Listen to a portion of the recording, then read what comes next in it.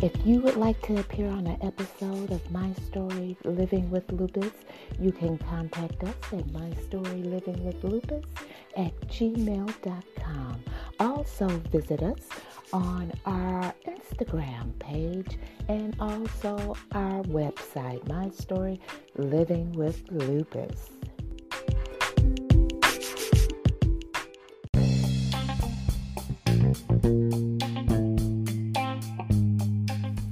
The views and opinions expressed on My Story Living with Lupus podcast represents each person's individual experience. By listening to this podcast or reading our blog, you agree not to use this podcast or blog as medical advice to treat any medical condition in either yourself or others. As always, consult your own physician for any medical issues that you may be having. My Story Living with Lupus podcast is officially trademarked, all rights reserved.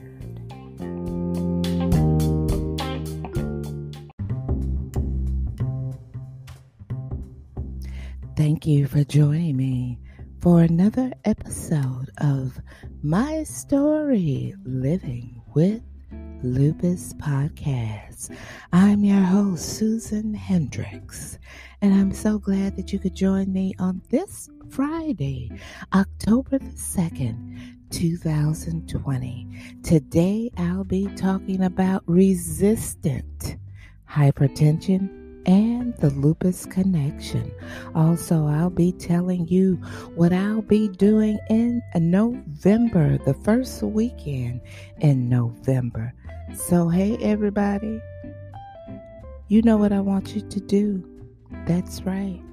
From Shreveport to Abbeville, Louisiana, grab that cup of coffee, grab that cup of tea. And to my listeners late at night, now you know I appreciate you just like I appreciate Big Frida and the creator of the crayon case, Miss Super.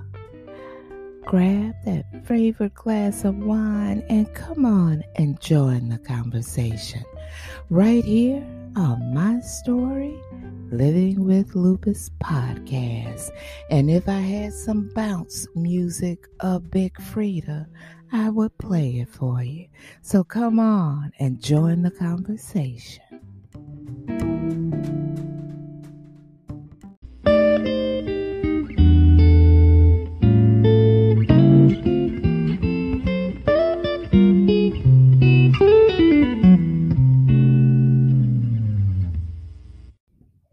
We're here to discuss resistant hypertension and the lupus connection. First, what is resistant hypertension? Resistant hypertension is a condition where your blood pressure remains high or uncontrolled despite the medications you take to lower it. Hypertension, better known as high blood pressure, is a major health issue, but it becomes even more frustrating when you are on multiple medications and you don't see any improvement. Now, resistant hypertension in people with lupus is associated with higher risk of mortality. That's where resistant hypertension and the lupus connection comes in. We have to understand that people with lupus have an elevated risk for developing heart disease, which includes high blood pressure. There is a new study which compared risk of resistant hypertension, blood pressure that remains above goal despite treatment, In people with systemic lupus erythematosus, better known as, come on everybody, SLE, and people without lupus to identify factors associated with the condition. The researchers found that resistant hypertension, better known as RHTN, was nearly twice as prevalent in people with SLE. Factors associated with the condition were Black race, lower renal function, high cholesterol, and increased inflammatory markers. Additionally, RHTN was associated with significantly higher mortality risk. The researchers concluded that people with lupus have higher risk of RHTN, and the condition is an important comorbidity for clinicians to monitor in people with lupus because it is associated with a higher risk of death. Now, do you have lupus and you suffer from hypertension, which is uncontrollable regardless of what medications your doctor has placed you on? Now, there also exists a retrospective cohort study of increased incidence of resistant hypertension in patients with systemic lupus erythematosus. Now, the results of the study is as follows. RHTN was nearly twice as prevalent in patients with SLE compared to control subjects, 10.2% and 5.3% respectively, with an incidence rate of 10.2 versus 6.1 cases per 1,000 person years of observation. In patients with SLE, they found associations between RHTN and the African American race, lower renal function, high cholesterol, and increased inflammatory markers. The conclusions: patients with SLE have a higher risk of RHTN compared to frequency matched controls independent of multi-covariates. RHTN is an important comorbidity for clinicians to recognize in SLE because it is associated with a higher risk of mortality. Now, you know, one thing that we all can do, and you may say, oh, I get so tired of hearing about changing the diet. But it is important that you do change your diet because what you put into your body plays a great deal on how your body functions. you put something bad in it, do you think your body can automatically work off of that bad food that you place in your body? And let's be for real. Your rheumatologist may not say it to you.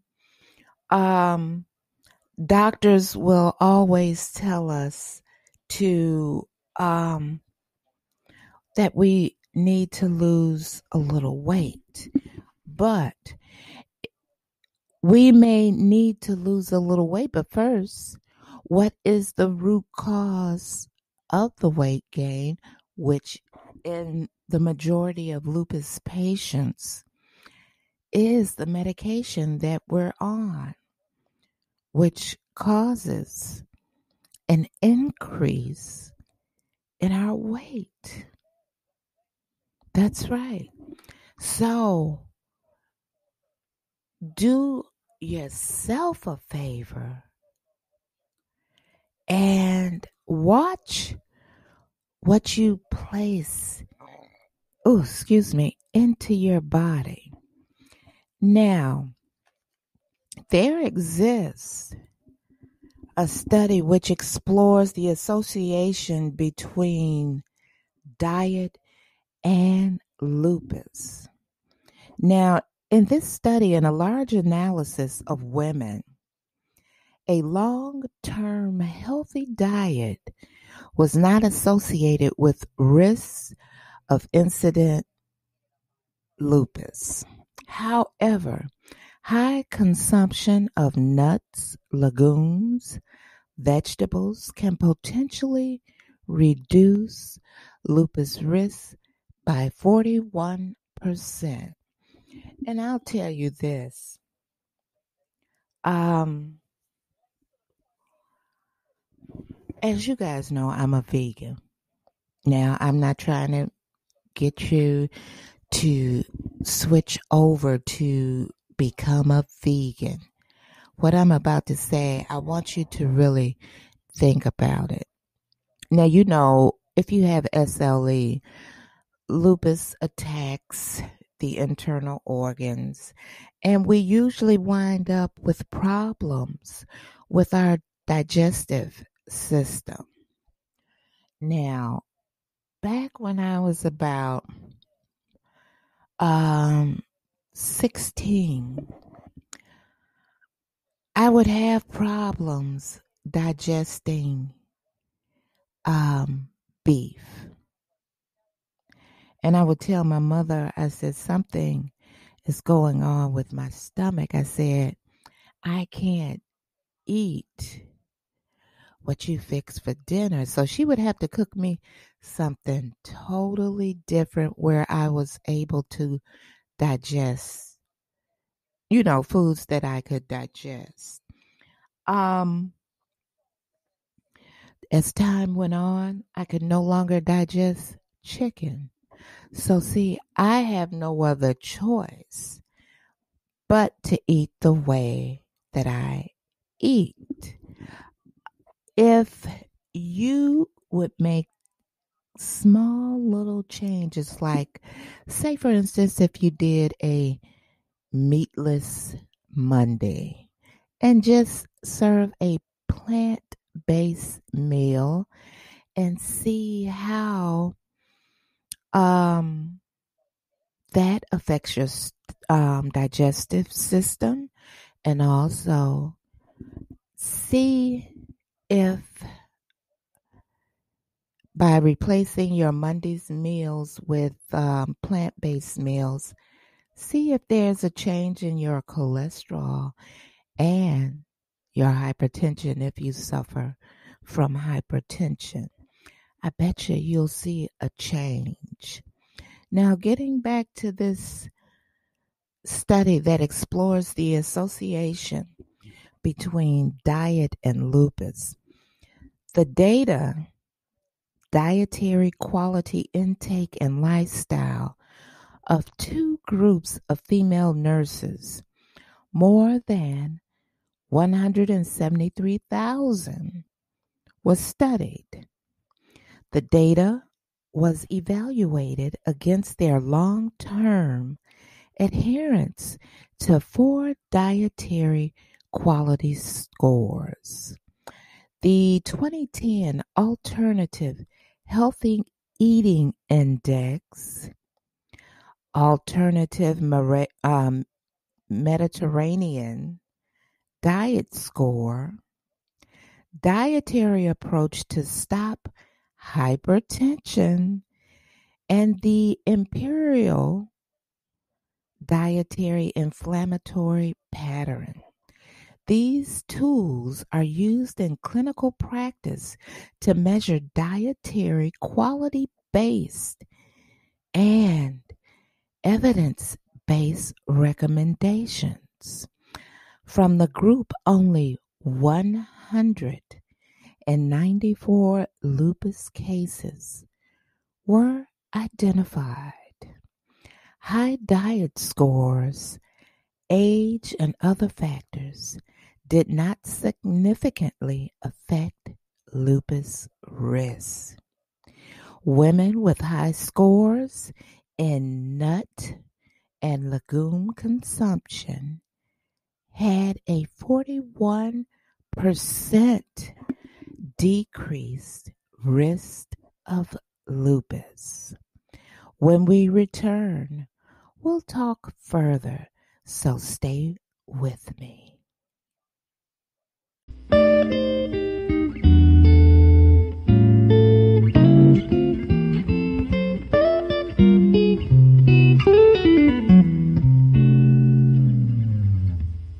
All right, we are back, and we're going to continue talking about association between diet and lupus.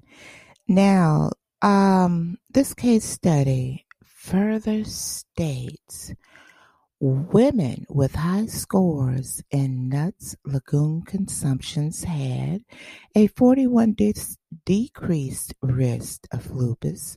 The short-term high intake of the AHEI-2010 diet also suggested a lower risk.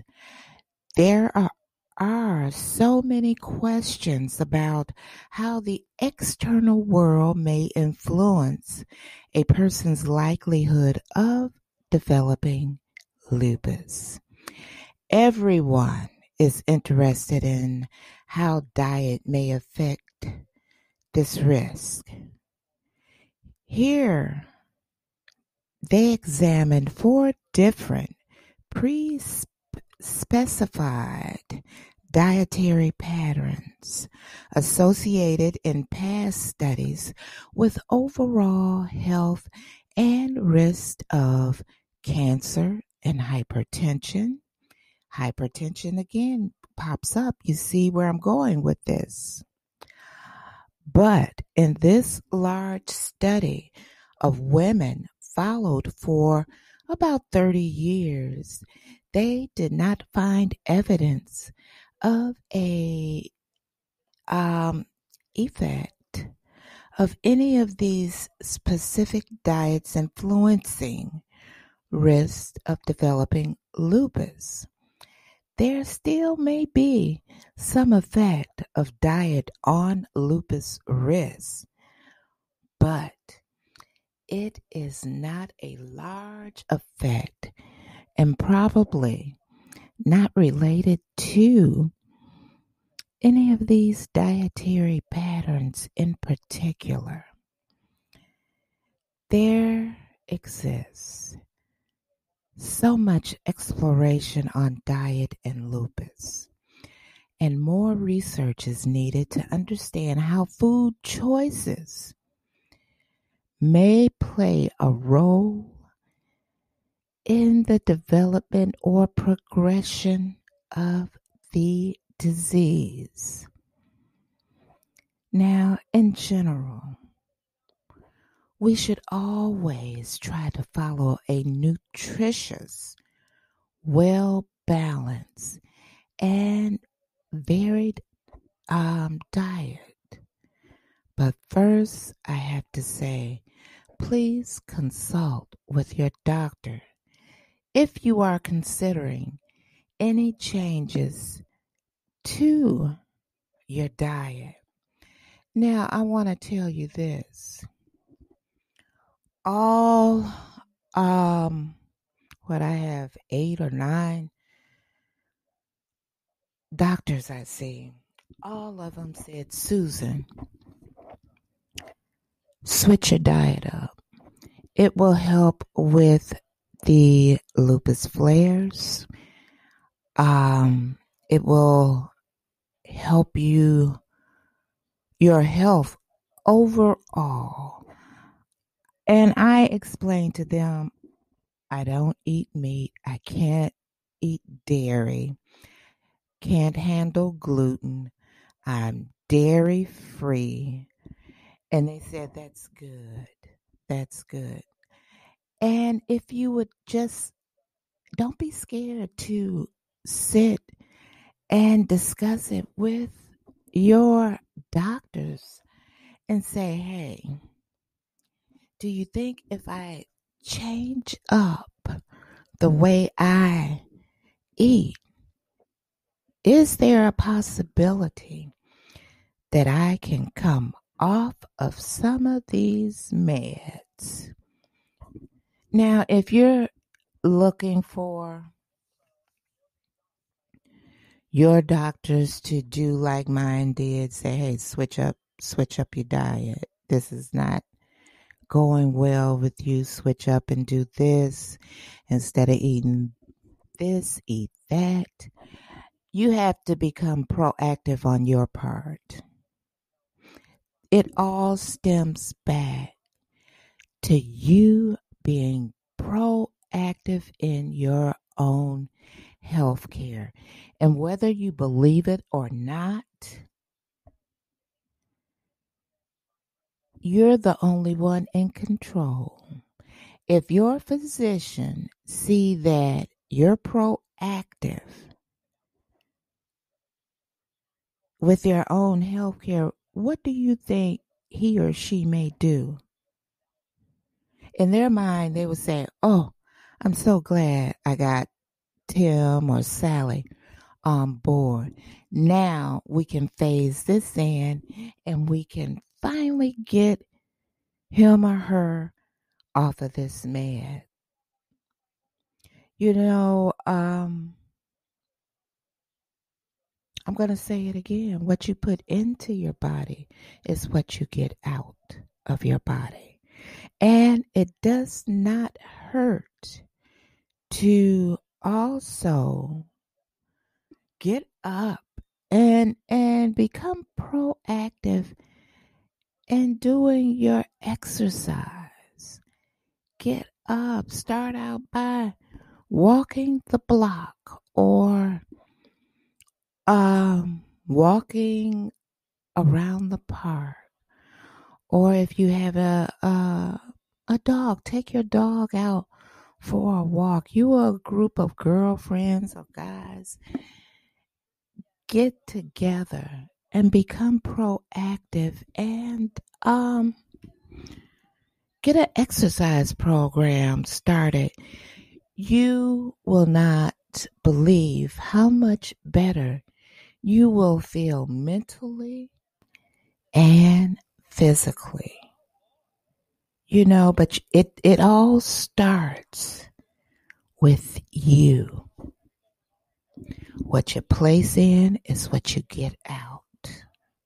What you put into yourself is what you get out of it. You can, if you put the right things, I should say, into your body, you can come off those meds. You can just feel better overall. And hey, we only have one body. So, regardless of what condition it is in, get up and be proactive, start putting more fruits and vegetables into your body. And I'll say this, and I've said this for the longest, they pump this, if you're eating meat, they pump it up with so many antibiotics and growth hormones. Why do you think when you go to the doctor and you go for an infection and the doctor said, well, this antibiotic didn't work, so we're going to have to try another one? If you're consuming that meat that's pumped up with antibiotics and growth hormones, why don't you think the antibiotic that the doctor prescribed for you is not working? Think about it. And if you don't believe what I'm saying, do the research yourself and see what they're pumping up into these animals to make them bigger, plumper, so they can go and sell them and get more money. Just check it out. Stay with me. I'll be right back.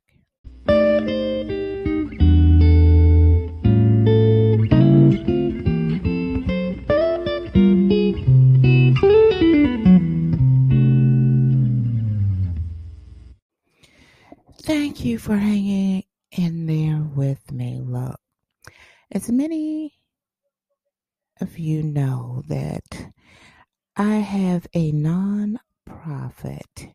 It was named in honor of my parents who believed in giving back to the community. The nonprofit is called the Charlie E. and Minnie P. Hendrix Foundation for Chronic Illness Awareness.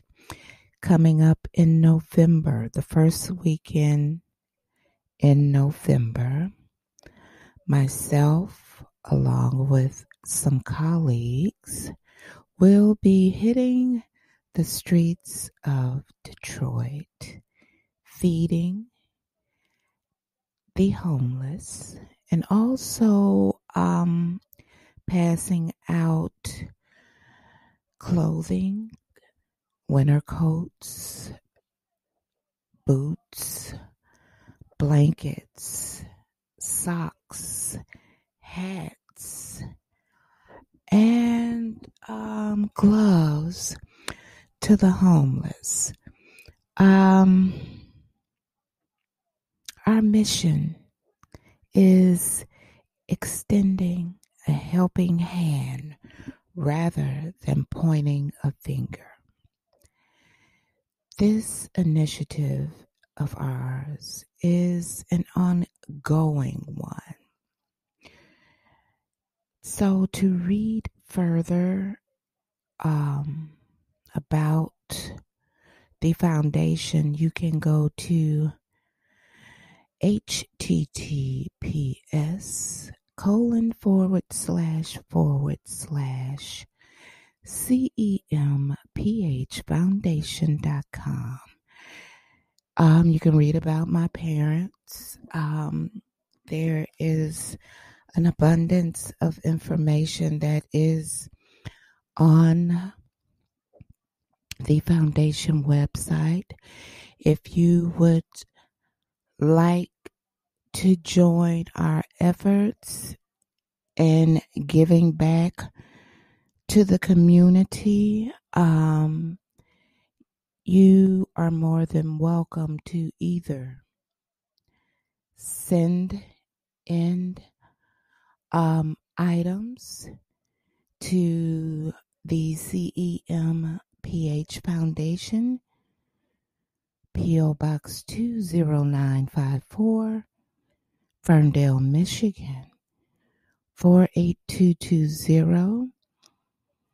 If you would like to donate, you can go to the website. It is secured, and make a donation there. The foundation is a 501c3 nonprofit, which means that you are able to take your monetary donation off on your taxes. We will provide documentation for you to do that. We have a lot of things that are in the making for the new year. We are planning on programs for individuals who suffer from chronic illness, such as lupus and any other chronic illness. We are working on that. We also have on the website items that you can purchase, awareness jewelry, and also on My Story Living with Lupus website. Our store will be up and running October the 1st, 2020. So in about another week, we are adding items to the store daily, and 100% of your purchase on the My Story Living with Lupus website goes to assisting individuals in the community, lupus community, and those who suffer from chronic illness via the Charlie E. and Minnie P. Hendrix Foundation. So those funds go to the foundation to help assist patients purchase medication, food, items that are needed within your home. This year, the foundation presented to a family here in Michigan a $100 Visa gift card to help with school-age children who are in a traditional or home school setting. We also have given to what we call our hometown heroes a $100 Visa gift card during COVID-19. You can read about that also on the foundation website. Our first year with the foundation, we assisted Detroit area public schools in providing much needed items in the classrooms. We assisted teachers. We have been feeding families here in Detroit purchasing medication. So we have been doing a lot of things. We've also helped individuals in the chronic illness and lupus community with purchase of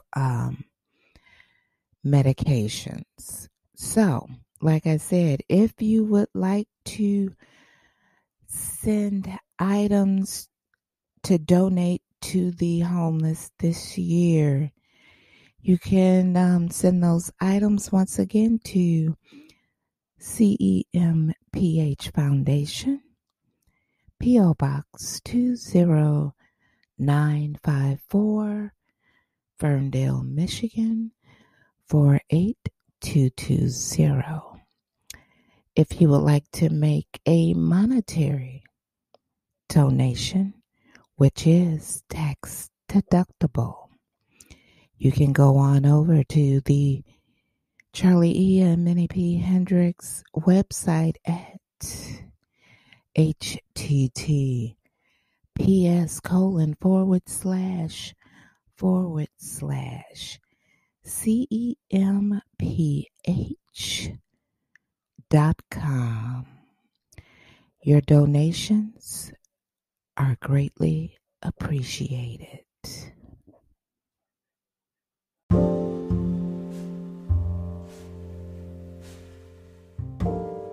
All right, we've come to the end. That's right. Look, but before I go, you know that we are coming upon election season. I'm not going to sit here and tell you who to vote for because I can't do that. You see what's going on in this country every day. The choice is yours. You're either gonna step up to the plate or you're gonna sit back and say, my vote doesn't count because of what happened 4 years ago. Your vote does count. It is very important that you get up, get out, and show this country that we do still have the power.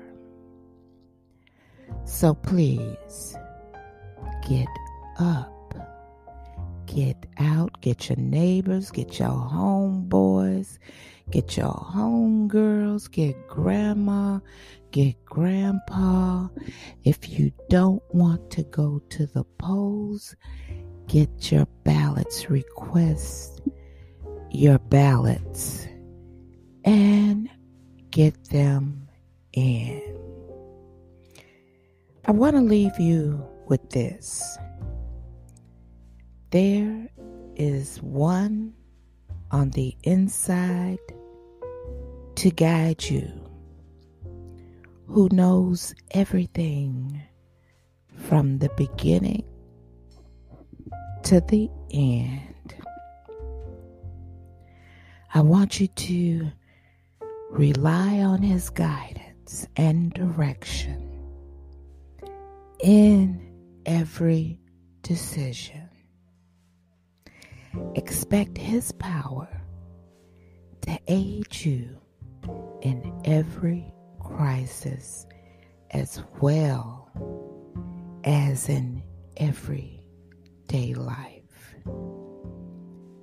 He is more powerful than the enemy. And you know what else?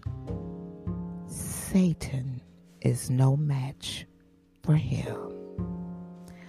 I'm Susan Hendrix for My Story, Living with Lupus Podcast. I want you to have a most safe, peaceful, and oh so blessed weekend. I'll see you next week for another episode. And as I stated before, request your ballot to vote.